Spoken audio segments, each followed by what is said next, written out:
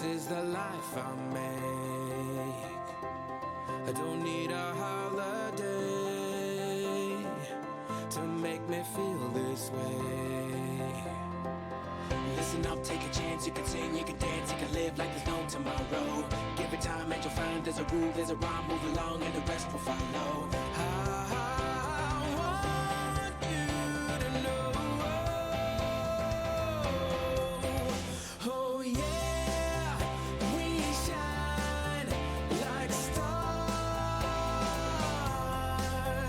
Oh yeah, we shine like stars, like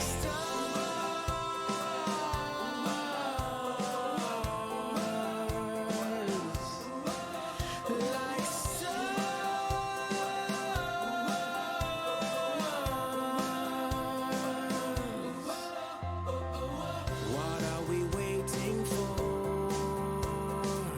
It seems we still want more. No one can take away the dreams we have today. Yeah, you can go with the flow, don't you see, don't you know there's a life, let it burn inside you. You can shout, let it out, not a care, not a doubt, this is it, let the moment guide you. I want you to know. Oh yeah, we shine like stars.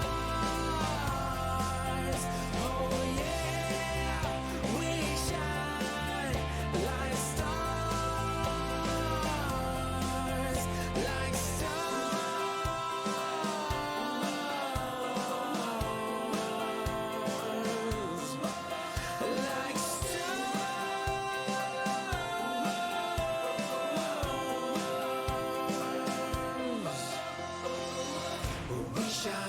We shine like stars.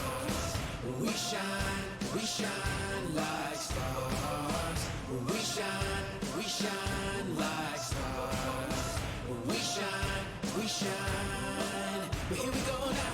We shine like stars. We shine like stars. We shine like stars. We shine. Oh yeah, we shine like stars. Oh yeah, we shine like stars, like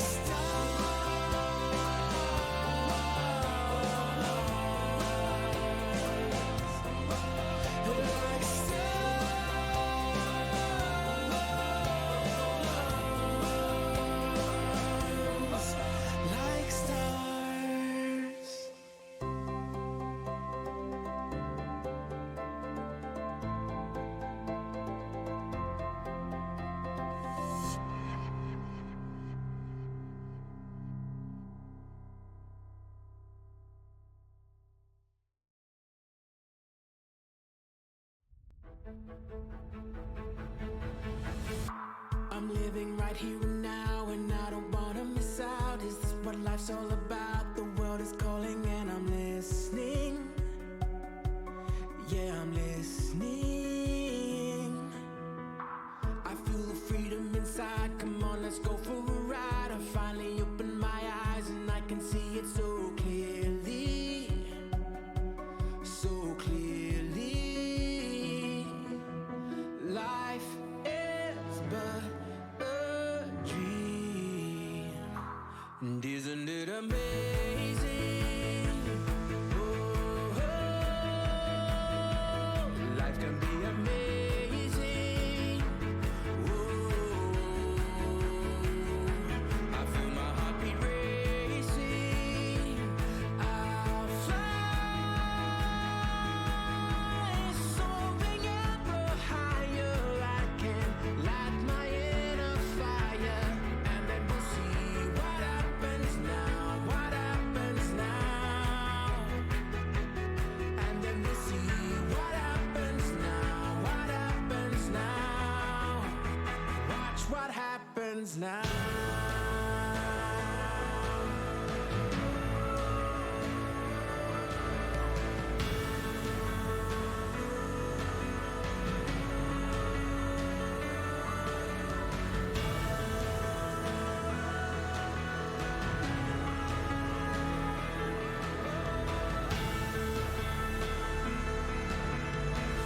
Sometimes we have what it takes, sometimes we make our mistakes, and now the journey awaits. So don't you wanna come with me?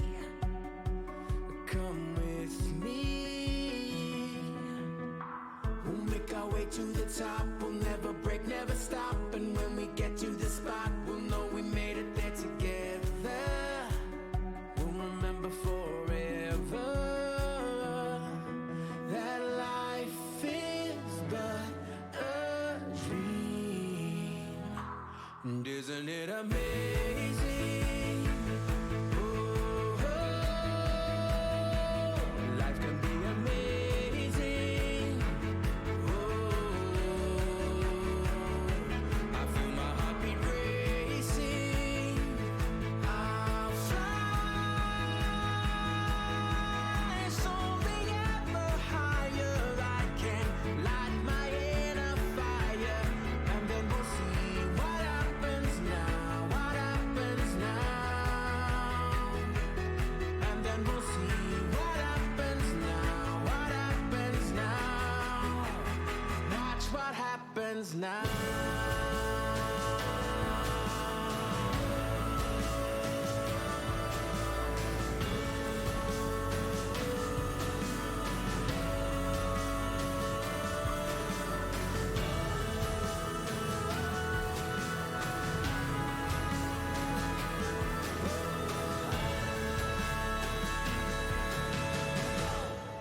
It's amazing, oh, it's amazing, it's amazing, it's amazing, it's amazing, it's amazing, whoa, it's amazing, oh, it's amazing, it's amazing, it's amazing, it's amazing, it's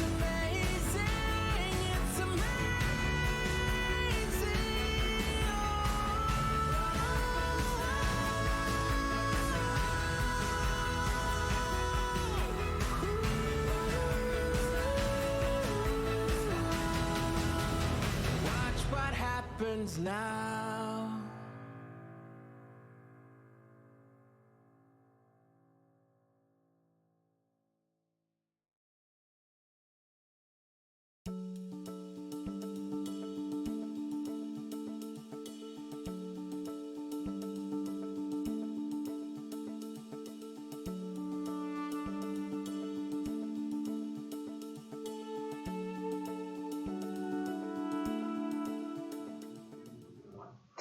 Good afternoon.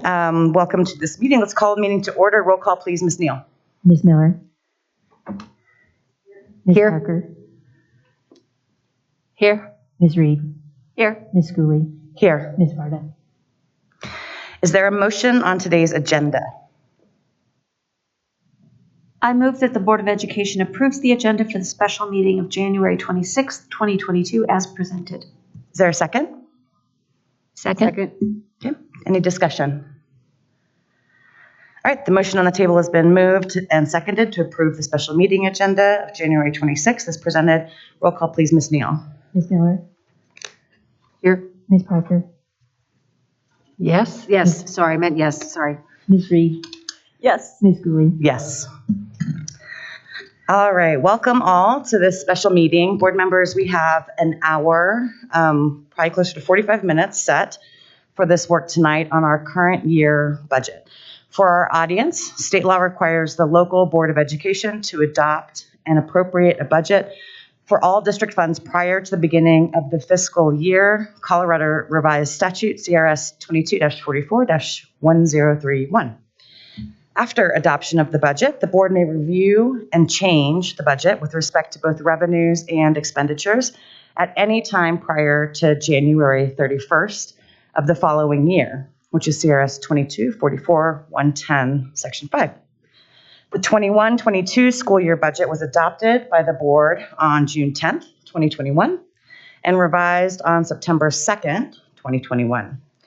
The September 2nd, 2021 revisions to the 21-22 adopted budget adjusted for compensation changes per the final negotiated agreement with the Jeffco Education Support Professionals Association, including an additional estimate of $3.2 million to increase the minimum hourly wage to $15 per hour.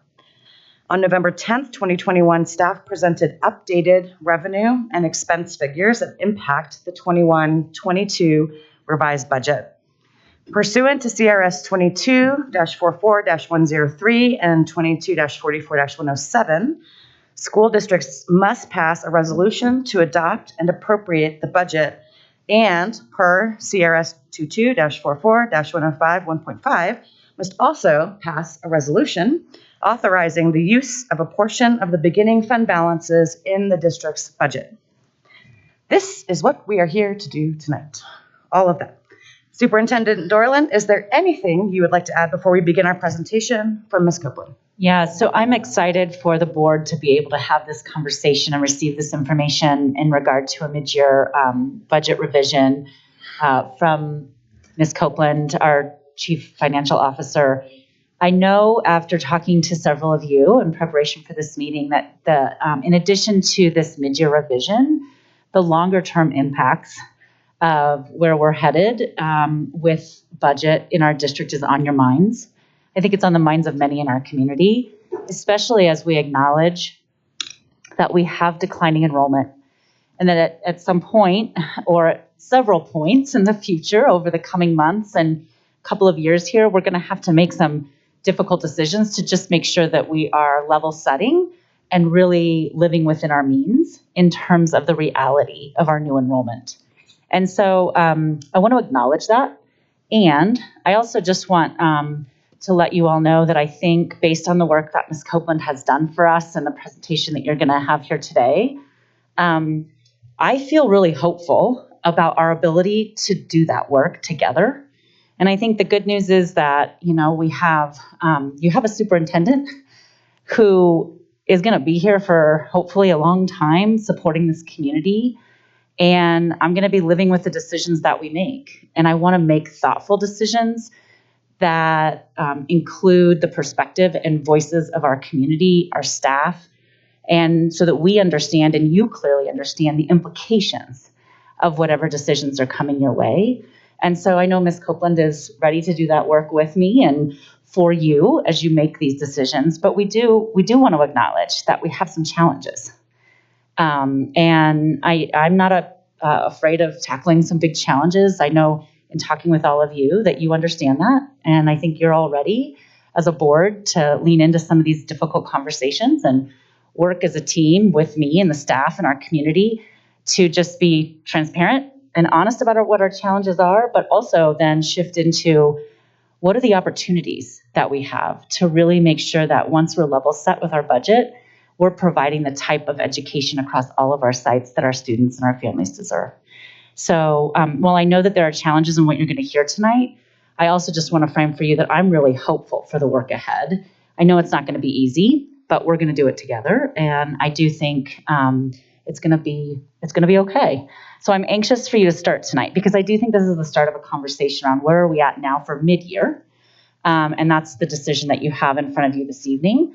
But it will be the beginning of a conversation for a longer term goal to make sure that we are managing our budget to the enrollment realities that we're facing at this time. Thank you, Superintendent Dorland. Welcome, Ms. Copeland. And guests, please begin your presentation whenever you're ready. The floor is yours. Thank you, President Schooley, members of the board, Superintendent Dorland. We're very happy to be here. I want to start by introducing the gentleman to my left. This is Brian Sammons. He is our budget manager.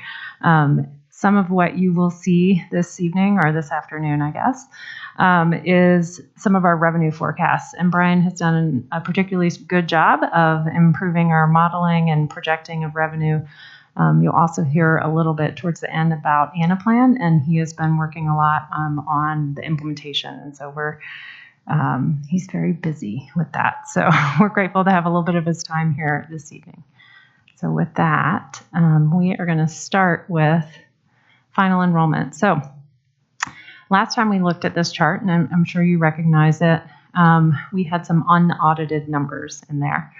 And so now we have our audited numbers, including the full funded count, which is the 80,771 kids, and then the FTE-based count. So this is an adjusted number of the kids we're serving, adjusted by how long they sit in the seat each day and which ones of them qualify for funding from the state. So that number is 76,082. Another change to this slide from the last time you saw it is the green line, which is the actual pupil count or actual FTE count, has gone down ever so slightly. And so what's happened between last time and now is our colleagues in planning have released some very, very preliminary enrollment estimates. I think you're going to hear more from them with Mr. Bell at the February 9th board meeting, so you'll get to dig into those numbers. This is a tiny preview, but we went with their numbers and made a couple of assumptions, and I want to just point out that that slight decline also mirrors some of what the state is forecasting. You may have seen some of the press releases over the past few weeks about the state's forecasts. So those are the only updates to this slides here. So now I'm going to move into the revised budget. I do want to point out that some of our revisions are truing up to those very numbers you just looked at. That's why I presented them. So why do a revised budget? There are really two reasons. One is we want to reflect the material changes to revenue and expense that are likely to recur. And that recurring piece really matters. That means that we all have a better common understanding of the starting place as we go into next year's budgeting.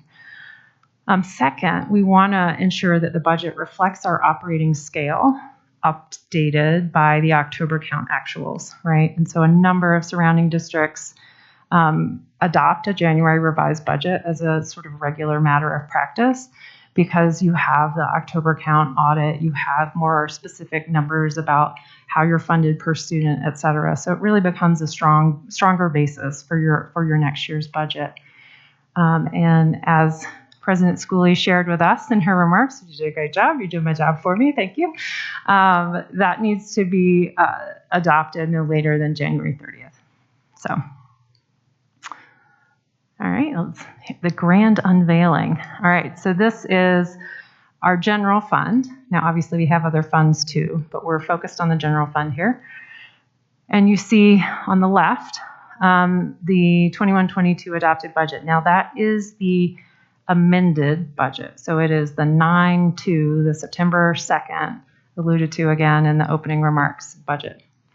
So at that point in time, we estimated total revenue at $835 million. Expenditures around 785 and transfers around 66. You see that the net result within the general fund would have been around negative 16 million.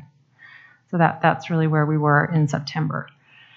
At the November 10th board meeting, we started to talk a little bit about some newly emerging information we had. There were a couple adjustments, and I'll just quickly recap. But there is that same presentation still up in board docs if anyone wants to take a look. The quick recap is the budget as adopted by the state gave us more money per student. And so even though we had fewer students, the more money per student created an increase. That was offset by a mistake in our original adopted budget where we inadvertently included the revenue that we actually passed through to charters, right? So the net impact of those two changes ended up being negative in terms of it was on balance a reduction to our revenue. So that's what you heard about in November. There's one more item that has adjusted revenue since then, in addition to tiny tweaks. The enrollment are really, I call them the tiny tweaks, and maybe shouldn't call them so tiny, but small adjustments based on our actual enrollment. There's one other adjustment that recently we found out. So we, on Thursday, so this is why it's so great that this is a little bit late in January. Thank you for convening a special meeting so I can bring you the latest and greatest. On Thursday, CDE sent out their updated calc worksheet, which is sort of shorthand for the notice they provide to all districts about how much money you're getting, et cetera. In that, we noticed that the state had increased the specific ownership tax state share. And I think as probably Superintendent Dorland has previewed with you, that share, that state share, ends up being a credit. It's a credit against what the state provides us in their equalization payment. And so the higher a credit is, the less of a payment we get. And so when that credit increased, and it increased to about 26.5 million or so, then that decreases what we get from the state. But we don't actually get more specific ownership tax. The amount of specific ownership tax we get is really the same, right? So what does happen is we get less money from the state because of that credit increase.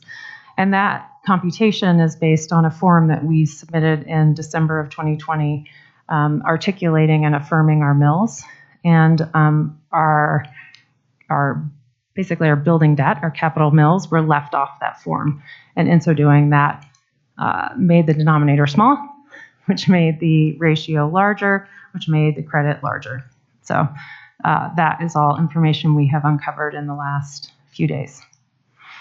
Net effect around 4.1 million. On the expenditure side, excuse me just a second. Ms. Copeland, did you say, Yeah. sorry, excuse me, I didn't mean to yell at you. Did you say 4.1? I think so, yeah. Okay. I think that's the right number. I can double check, but that's off the top of my head. And I do want to point out, we are going to try and appeal to the state for that money. At present, we understand that they have adopted effectively their budget, and funds aren't available. So we may not get that this year. So on the expenditure side, expenditures have decreased based on the October count true up. Now, when we did meet in November, we had a pretty good inkling that we were going to realize that savings, if you call it. And I think I mentioned that our schools do an amazing job of including contingency funds in their own budgets, and that sometimes when we approach the October count true up, schools have set aside some money in anticipation of an enrollment decline, and that in fact occurs, and those contingency funds are available, and they don't really have to return anything to us, if you will, or they certainly don't have to make staff changes. There were a handful of staff movements this fall relating to October true-up, and some of those were actually like staff moving to JRLP. But we do not do, Mr. Bell would affirm, we do not do any type of displacements or reductions in forces in October. So anytime we're going through this process, we're looking for a way to both true up, but also keep our employees to the best of our ability. So, but we did, that is an adjustment down in revenue now, in expenditures. A new adjustment in expenditures that you haven't previously seen is around this question of budget to actual average teacher salary and associated benefits. And so each year in the process to set the next year's budget and to simultaneously negotiate with our associations around a compensation package, the budget team has to do a lot of figuring around, okay, what does it cost? What does it cost if we do this? What does it cost if we do that? And there's quite a few moving pieces in that process. In the spring process that happened, I believe there was, as sort of the budgets rolled through our system, they already reflected a single step increase for our staff. And then in the negotiation process, we got to a point with our associations around an agreement that had 2 steps and a 3% COLA. There was a separate agreement for Jeffco, which is also referenced in your opening comments.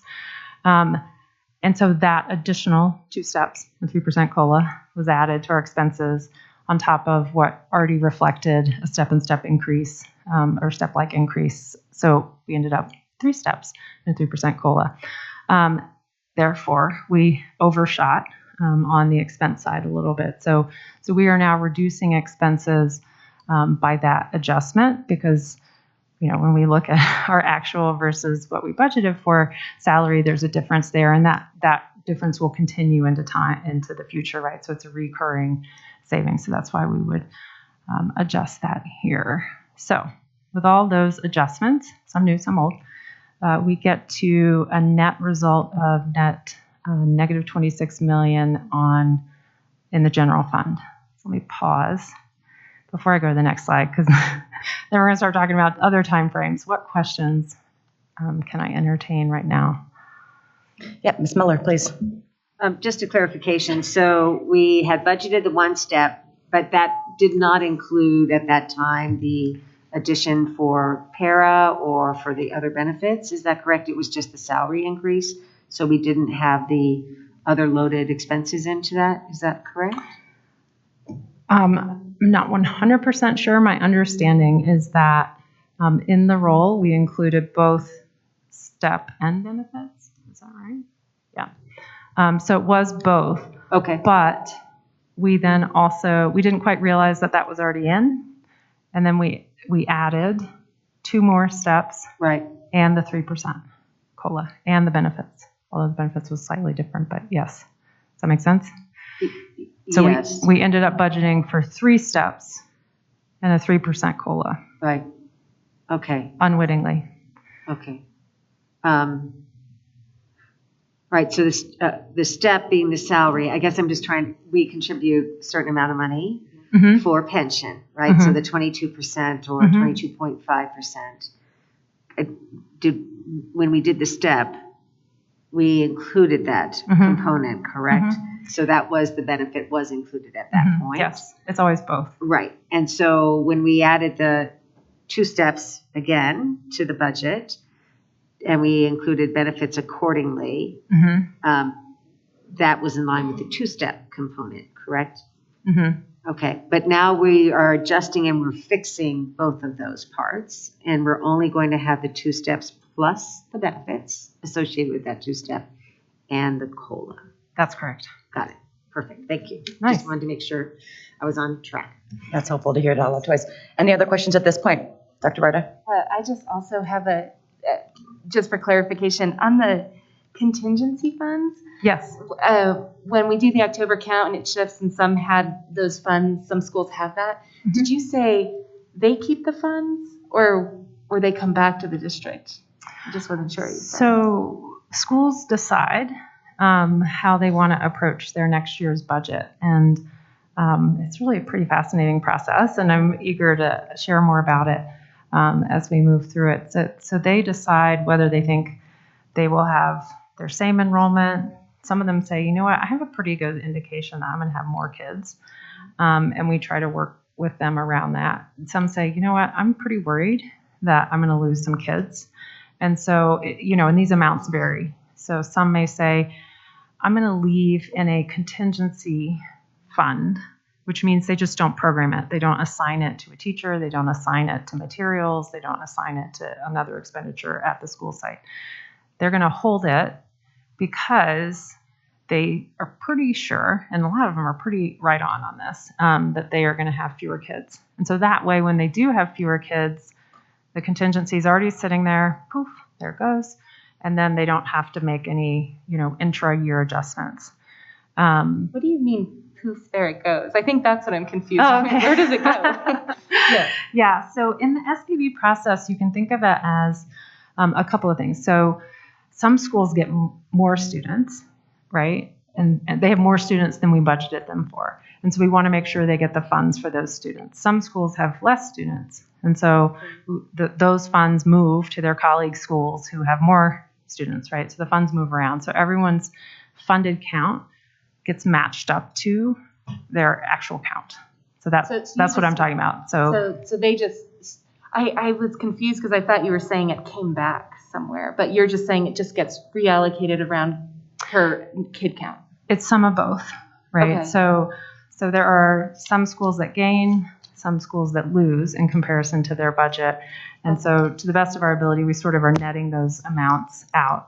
Now, if overall, on balance, all school, the net change, like if we add up everyone's enrollment compared to what was budgeted, if there's a differential there, then that does, those funds get adjusted back And into the reduces general our fund. expenses. Excuse me? And reduces our expenses. That's Yes. what you were saying? Okay. Yeah, exactly. Thank you. Yeah. And just to clarify, Ms. Copeland, but there is a maximum on those funds. So it's 4%, correct? Ooh, I think you're talking about carry forward. So this is cool. So the carry forward is a slightly different thing. So we're talking about contingency, which are funds that they don't necessarily program to a specific purpose because they are concerned they may need those to account for kids that don't show up separately. So for example, this year I'm running my school and I don't end up spending my entire budget. I have, what we would think of as the leftover, the amount that for the district as a whole goes into reserves. Well, that amount can be carry forwarded, I don't think that's a word, by the school to the next year's budget. But we don't, so there's a lot of calculation that goes into that, right? We need to know what's our final ending point, what were the actual expenses, everything comes in, we close the books. Simultaneously, we're waiting for that October count to run it to emerge.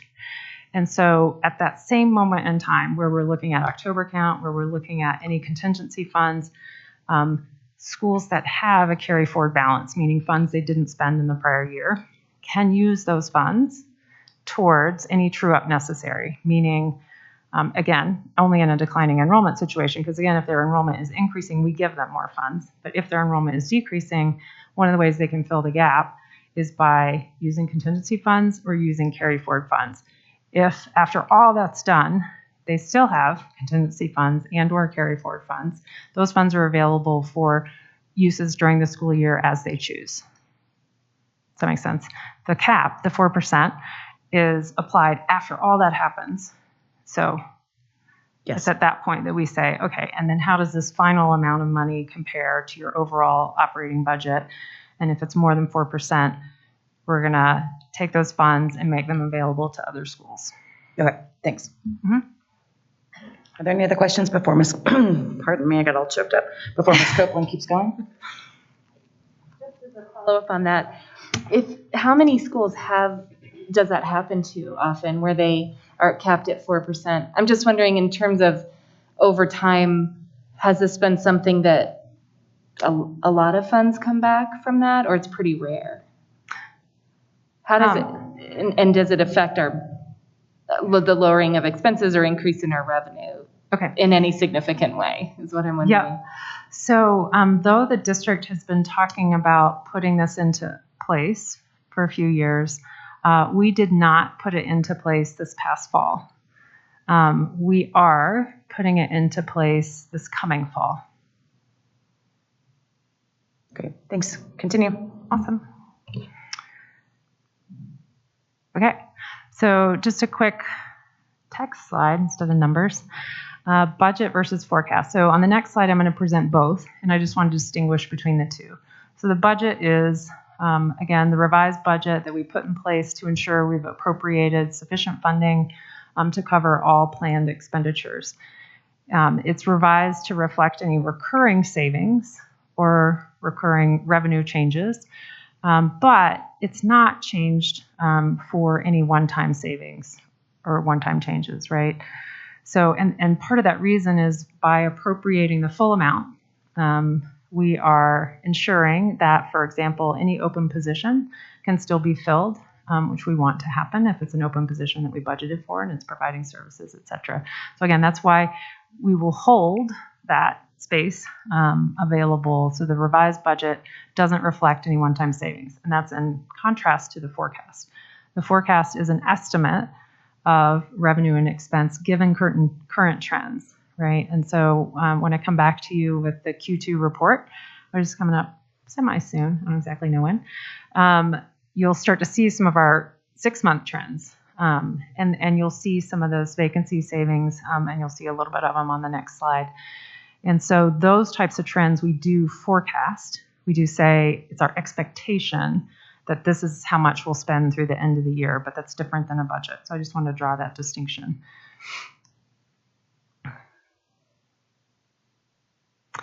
So the revised budget, these are the same numbers you saw on the previous slide for the revised budget. On the other slide, they were on the right. Now they're on the left, although, yeah, that's how you see it. And they're lined up next to our forecast. And so you see that at the revenue line at the moment, because we've made all these adjustments, all the adjustments we know of at the moment, The revenue for the forecast is the same as the budget at the moment. So, but on the expenditure side, we are forecasting lower expenditures than the budgeted expenditures we are asking you to approve this evening. So, due to vacancy savings primarily in expenditures, we expect that the $764 million roughly in general fund expenditures will look more like $758.5 million. Our transfers are likely to be a little bit lower than their budgeted amounts, and most of that comes from vacancy savings in our transportation fund. I think folks are well aware of some of the challenges we've had there. So when it's all said and done, at the moment, and again, this forecast will continue to change over the next several months during the budget process. At the moment, our forecast, even though this is the correct revised budget, our forecast is of a net result of negative $18 million.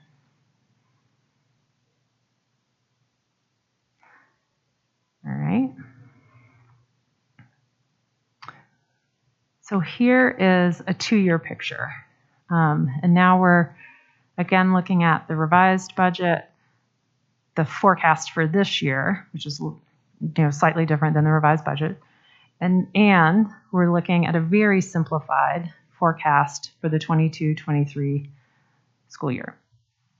Because I do think it's helpful in a moment, even though we're adopting an intra-year budget, we're not actually trying to adopt next year's budget.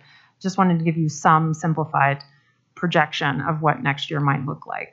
And so what we have done on the revenue line is we've modeled out some of the things I've been showing you. So think back to the convergence slide, right? And I talk sometimes about how our funded count will go down next year, even if enrollment stayed flat or slightly increased it, or because we're being funded on averages, and we have a pretty good idea within a range, plus or minus. We have a pretty good idea of how many kids we'll get funded for. As you also know, the governor released his budget proposal. I think it was back in December 1st or so.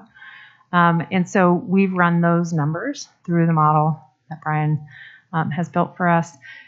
And we've looked at what they're estimating currently for the budget stabilization factor, right? And so that number sometimes moves around during the spring as different things happen. But so we've baked all that into the 829 number. So the revenue number is our best guess, given what we know about what we might receive on a per student level and what the number of students are that we will be funded for. What are the revenues we expect to receive? On the expense side, there's a whole bunch of unknowns. And so what we've done here is a very, very simplified 3.5% across the board inflationary increase. I do want to be clear. I would like to be able to provide a different type of forecast in the future. That is absolutely something we're trying to work towards. But for now, I just matched. So the governor's budget said, I think it was like roughly 3.7% is how much he's increasing PPR. I applied a 3.5% simplifying, semi-matching expenditure increase, right? So, that's how we got to those numbers. Board Member Miller, you were kind to send a couple questions in advance, and I do want to hear this, but I want to just mention in the process of that, applying that simplifying assumption, we did apply it to our transfers to other funds. That does not mean that is our proposed budget for any of those transfers to other funds. It was just a simplifying assumption. Does that make sense? So where we see increases, is that what you're saying, across different funds? That's just a standard, so to speak, of increasing fund by fund by fund that amount? That's right. As opposed to specific budget? That's right. It's not a budget. Got it. Perfect. It's not a preliminary budget. It's not our proposal. It's just trying to give you a range of possibilities for what expenses might look like. Great. Thank you. That's helpful. And we certainly are not asking you in any way, shape, or form to commit to that negative 30 number. It's just a simplified forecast. Miss Schooley, can I jump in for just 1 second? I do want to highlight that one of the things that Ms. Copeland and I have begun to understand is that the district hasn't necessarily provided the board this type of forecast in the past. And I want you all to know, as I mentioned before, you know, I'm hopeful for our work moving forward and for our community and our students. And we have some challenges that we're going to need to address. And I think this slide shows that. One of the things that I think is very important for our board is that as you're making decisions, you understand if we really are going to make decisions that are going to have long-term benefit for our families and students and staff, you need to understand what the implications of your decision today or tomorrow or the next day might be in 2 or 3 or 5 years. And I mentioned before, I'm going to be living with these decisions because I hope to be here a long time. My kids are in this system. They're living with the decisions. And honestly, a lot of times, like when we talk about generations in Jeffco, we need to be thinking about future generations, right? My grandkids might be dealing with the decisions that we make in the next couple of years.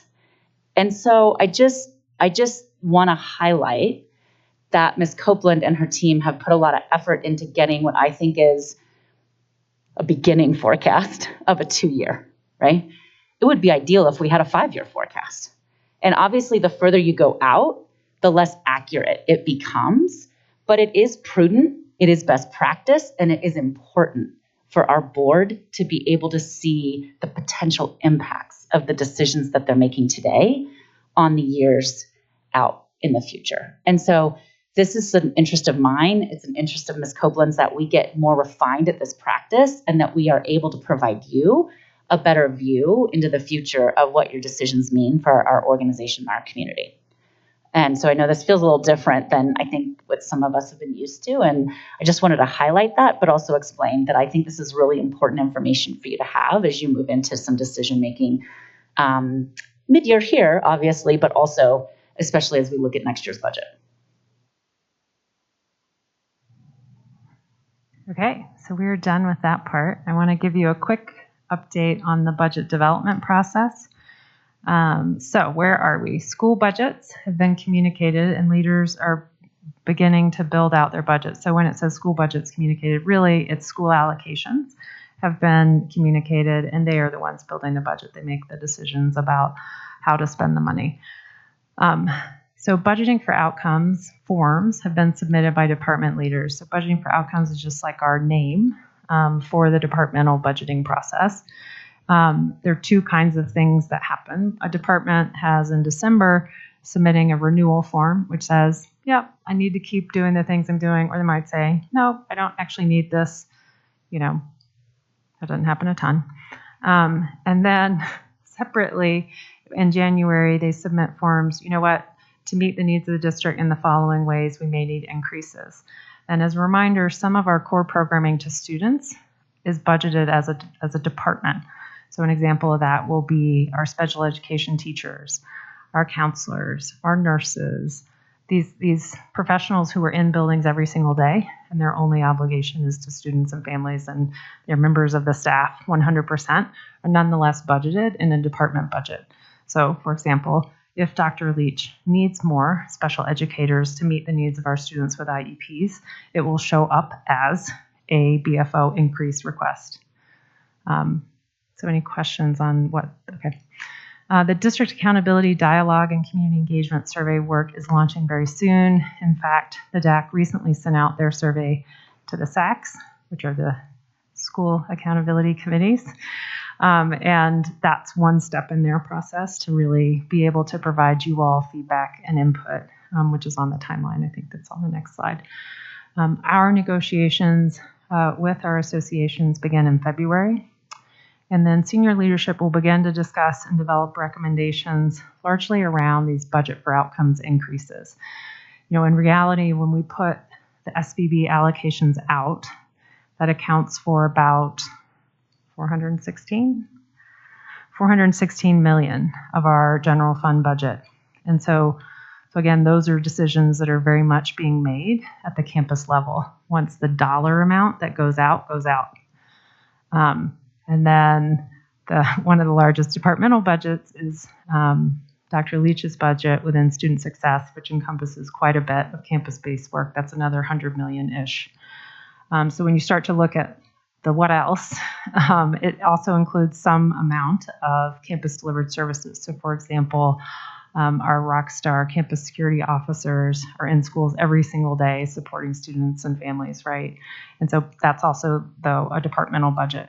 So I think, again, it can be tempting to think, oh, the departmental budgets are all here.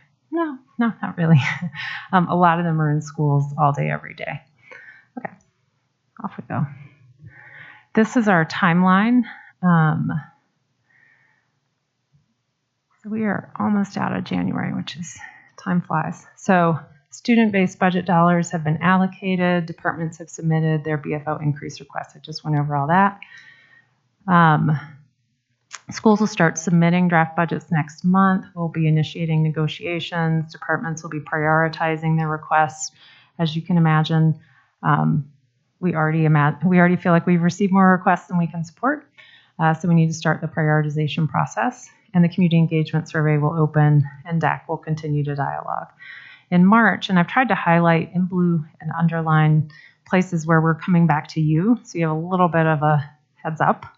In March, we will be coming to you with departmental budget summaries to just dialogue about those things and what are we seeing, and students with IEPs, what are we seeing that's driving some of these requests. And then in March, we will also receive some information shared via the Legislative Council, hopefully if the timing all lines up. But it's their forecast, and it's a forward-looking forecast of kind of what might be the broad parameters for the state budget. In April, you get several things. So the pace starts to pick up quite a bit. You're going to get actual proposed departmental budgets. You will get community engagement survey responses. So that's that broad-based survey in the community. The DAC will come and speak with you directly about some of the priorities they think are important. And then you will be providing direction to us and the superintendent on just what I would call budget parameters. So those are basically guardrails based on everything else you've heard. In May, we will do an official read of the proposed budget at the May 5th board meeting. You see that note at the bottom that theoretically May is also the last day for legislators. And then in June, we will bring forward resolutions to adopt the following year's budget at the June 2nd meeting, or if necessary, at a special meeting. I'm hoping we make it on the 2nd. Questions? Great. So I think we're at the end. We're close. So this is just a quick update on our budgeting tool called Anaplan. As you probably have heard in the past, there are tremendous benefits to this tool. My colleague to my left describes it as a racehorse. Is that right? Race car. It is, right? Yeah. And I won't tell you what he describes our current budgeting tool as. Yeah, it's not a race car. Variable-based planning and budgeting tool. It's more flexible to be able to bring in our grant budgets and some of our program budgets are a little more complicated to manage in Hyperion currently. It certainly improves current year forecasting, and it will provide us a much more robust platform to do the multi-year forecasting and some scenario planning so that we can better model out, well, if we did this, then this, and this, then this, and attempt to manage through some of the funding cliffs that we know are coming. Not huge ones, but things like the ESSER funds will create a little bit of a drop. And we have those tapering off of revenues associated with our funded count catching up with our current count. Okay. So the Anaplan will go live March 21st. If you recall from the former slides, schools have already submitted their budget at that point. So I just want to point out the schools are budgeting in Hyperion. We did not ask them to use a brand new tool in the middle of the budget cycle. A, we wouldn't have been ready. B, that's bad change management. So, however, bringing it online in March 21st, though ambitious and very stressful for the team trying to make this all happen, it will hopefully enable us to be a little more nimble in April as we're trying to move through some scenarios with you. It also might be a tiny bit clunky, so please forgive us in advance if it doesn't go quite as smoothly as we hope. All right, questions? All right, board, this is our opportunity to ask questions before any motion. I would just like to remind everyone, we have about 15 minutes to be able to have some dialogue and discussion in addition to what we've already been able to learn about, and then be able to move on our way. Ms. Parker. Thank you. I'd like to reference the general fund summary that was included in our documentation. And the first suggestion I have is possibly going forward, if you could put an as of date on these so we know it was as of 1/26/22. I think that would help figure out, what version we're looking at. That would be helpful. And then also looking at the forecasts and the plans going forward, they're pretty bleak. What things can we do to address these in advance? What kind of revenue can we work on getting, and what kind of expenses could we look at lowering? So first, yes, we will put an as of date. That's a great suggestion. Thank you.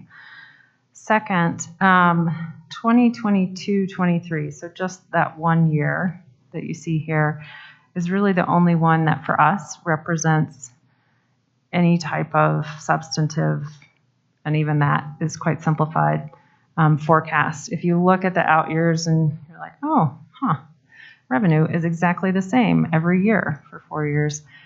Those are not variable-based estimates. They're simplified estimates that literally repeat the revenue. So I wouldn't actually, I think plan is probably the wrong word for what that is. Meanwhile, you see expenses declining slightly, and I think that has to do with imagining that we are serving fewer kids.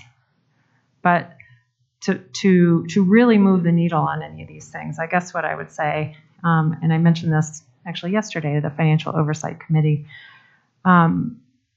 you need to move the needle before right now. And so the types of things, the real shifts that I think will drive either expenditures or revenue. Now revenue, we get what we get. But if we want to change our cost structure, we need to start setting that up well in advance, because those are not overnight things. So I think how you approach, and this is what I offered to the FOC, to be perfectly honest, I invited them to spend the next several months talking about next year's budget if they'd like. I also invited them to consider spending the next few months thinking about a multi-year approach to altering our cost structure. Because if we only talk about next year's budget all the way through June, then there we are again in July, August, September, and it already feels late, and we're talking about the start of school, and then it's October, and then we've missed the window to really make any shifts that will help us. I do think, this leadership team, the board, we have a real opportunity to help our schools, and we will help our schools by ensuring that they have enough kids in every building, and they have efficient staffing ratios so that they can deliver the kind of programs I know they want to deliver. So. I was thinking of specifics like closing or consolidating schools. It seems to me that would be a big impact on expenditures. Is that something that you were thinking of in your description of changing the cost structure? Yes. Okay. And also, I know from this point on, we're going to be doing supplementals, or we could be doing supplementals up through next year. Do you anticipate some coming through? Do you have some funds that you think are going to need supplemental? So they've batted around a few ideas at the state, and actually I didn't check my email this morning. I should have. But our lobbyists at Bowditch and then just at News have been talking a little bit about some potential supplementals. One revolves around at-risk funding. So I won't get into a great amount of detail. We've looked at that potential additional revenue that may come to the district. We also are concerned that when they start to dig into the calculation, the amount that Jeffco might get might go down, because when we sort of run our own version of it, we're thinking, but that's in front of the JBC soon. So there are some that may come. It would be almost impossible for me to tell you at this point how much might come. And then, of course, any competitive grants that are awarded subsequently. Now, we do not need a supplemental for purposes of spending ESSER 3. So the budget as adopted already includes expenditure. Well, it's included within the grants fund primarily, but we won't need to separately appropriate for that. Do you see any supplemental need to take more money out of the general fund and put it into other funds going forward this year? I think the transfer numbers we have right now are probably about right. Okay, thanks. Great, and I just want to follow up on one of Ms. Parker's questions and or comments that I know, moving forward, and I completely agree that the benefit of having multi-year forecasts to allow us and whoever is sitting in these seats to be able to think really critically and strategically about how we're allocating these funds is incredibly important. So I'm really pleased that that's the direction that sort of our more sophisticated technology may help us to get to that place. I also know that we, over the next few months, will be spending a lot of time having conversations from here around how we're funding our values. And so when I hesitate to highlight any one specific strategy or thing that is going to drive a financial decision, that's not a conversation the board has had yet. So when we name one thing, that's not a board conversation that's been had. And that is not the direction that has been provided by the board, that those are conversations that need to happen, that need to be guided by the vision and values that we set as a board. So I just want to put that out there to make sure it's really clear that we don't have that direction that we've given yet, and that that's a conversation that I'm really eager to have with all of you as we move forward. I will say we've got just a few minutes remaining, but I want to make sure, Ms. Reed, if you have additional questions that from Dr. Varda, Ms. Miller, go ahead. Sorry, Ms. Reed, you haven't been able to speak yet. Do you have anything? Okay, great. I didn't want to skip over you. Sorry. Go ahead. I just have one. And I'm really excited about the Anna plan. I don't know if I just said that right. I went on and watched its demos, and now I'm in its sales funnel. So I'm getting a lot of push out to it. And I'm really excited to see what it might do. And I did see that it is something that we're looking at, hopefully, in terms of not making mistakes and being more accurate.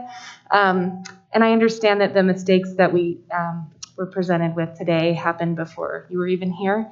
But I just wonder, aside from the forecasting tool, what other kinds of practices and policies are we putting in place to try to prevent these kinds of mistakes going forward? Yep. So I do think, again, transitioning away from some Excel-based planning and budgeting will help tremendously.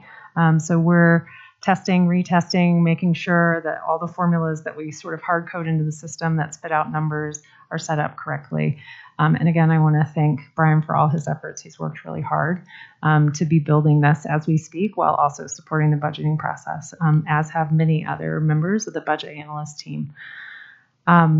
Process matters, right? And so having clarity and expectations around the number of people that are checking numbers, that are reviewing numbers. I am increasingly convening, and it's interesting. I don't think it's always been this way, both budget and accounting, so the actuals and the budget, and we're coming together around the same table at the same time to say, are we seeing the same things, right? Because budget is generating their own forecasts about what's happening, and accounting kind of sees a version of it.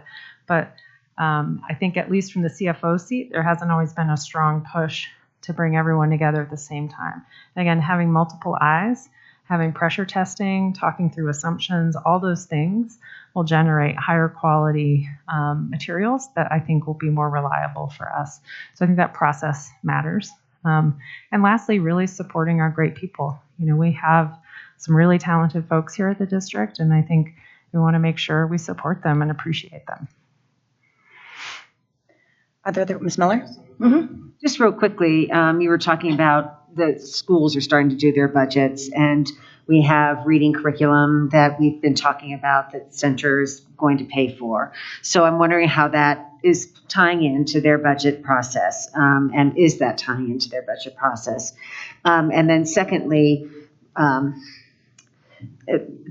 my concern, which is what we've had gone through the past 2 years, is we get this spreadsheet of you have a total of $25 million or $30 million that you've got to figure out how you're going to cut, adjust, whatever that is, which comes in March or early April, and we go through this whole process. And so I don't know if we have to do that again this year because we're not necessarily up on the forecasting, but it just makes it not a big picture of how the whole overall budget is, but a very small amount of the budget. So as we're thinking about how we're doing long-term forecasting and planning, really being able to have the bigger picture of what our overall budget is, how we're downsizing, we're losing enrollment, what implications that has at the district level as well as on our school levels, and having that bigger conversation so we can be proactive in budgeting and not constantly reacting. And that's just a comment of, I just don't like going through that way. So I don't know if it's a question or an answer. It's just, that's where my position is, that the budgeting for outcomes, but is great, but we know that we have to do better in terms of really addressing what our needs are to serve our kids, and especially in this changing environment. So the big picture is really important to me this year. I guess I would say I agree. Superintendent Durlin, is there anything you would like to add before we move forward? Sure. I do want to address Ms. Miller's question about the literacy materials. We know that that's been a priority of the boards, and we have not had a lot of conversation with this board since November about that topic, but that is a topic of conversation that's coming your way. And I believe through the process, we'll be able to determine if that is a priority. It's on my radar as a priority from conversations last semester and last spring. And, I do think as we move through the process, we're going to have to think about funding sources for various things. And so that may impact ESSER, for example, and we have a steering committee around ESSER, and we'll talk to them about it and go through process. Again, all of these decisions that we have to make, I'm very committed to making sure that we do it collaboratively and that we have conversations so that you all, as you're making decisions, have the perspective of stakeholders in mind. But that's something that we know has been a priority, and I think the schools would say it's a priority for them. And it's an important perspective for you to hear if that's the case. And you did hear that, I think, in your last study session with the principals and teachers, I think in December. So that's one piece. The other thing I want to say is I do want to talk about the long term again. I mean, we can sit and make short-term decisions and, hope for the best, but I just don't think that that's a strong strategy. I really do believe that we need to think about high-quality decision-making with the voices of our stakeholders considered as part of that, and a clear understanding of the long-term implications of those decisions. I'm really excited for your retreat that's coming up. And I think, Ms. Schooley, you brought up values. And I remember in November when Dr. Aquino was here and he was talking to us about, show me a district's budget and I'll tell you what their values are. And so I think this work that you're about to start around how do we create a thriving district? And if Jeffco's thriving, then we know that we have schools that are thriving. And we need to think about, based on your vision and the values that you set for this district, what is the definition of a thriving school? And then we need to take a look at our schools and figure out, are our schools thriving? And where they're not, we need to have conversations with our community, with our staff, and with you all about what we need to do to make sure that no matter where you live, whatever zip code you have in Jeffco, that you have a thriving school to attend as a student, so that the next generation of students who are going to become our business owners, our teachers, our lawyers, our committed community members have the opportunity to learn in our schools in a way that sets them up for success. And so we're going to have, as I said at the beginning, some difficult conversations about where we're headed and what we're going to do to live within our means, our new means, which is our new enrollment. But I'm hopeful for that work. And I think what I've heard from all of you and what I want to say is that I'm committed to doing it with the community, and in a way, in a process that sets us up for success long term. So. Great. Thank you, Superintendent Dorland. Board members, is there a motion on this item now that we've had discussion? I move that the Board of Education adopts the resolutions for fiscal year 2021-2022 revised budget appropriations and authorizing use of a portion of beginning fund balances as presented. Is there a second? Second. Any further discussion that we need to have as a board before we do the roll call? Thank you. I just wanted to clarify for myself, being a new board member, that the two resolutions we are voting on now, one is for changes, revisions to the 21-22 school budget based on the information we've been given. And the second one is to approve the use of funds from the general fund to cover the changes, the revisions in the budget. Is that correct? Yes, one tiny modification. The authorization to use a portion of fund balances. The only number that's different this go round is the general fund balance authorization. However, the document does include fund balance authorization for some of our other funds. But other than that, yes. Great. Any other discussion, clarifying questions before we move for roll call? All right. It has been moved and seconded to adopt the resolutions for fiscal year 21-22 revised budget appropriations and authorizing use of a portion of beginning fund balances as presented. Roll call, please, Ms. Neal. Ms. Miller, Yes. Yes. Ms. Parker, Yes. Ms. Reed, Yes. Ms. Schooley, Yes. Ms. Varda. Yes.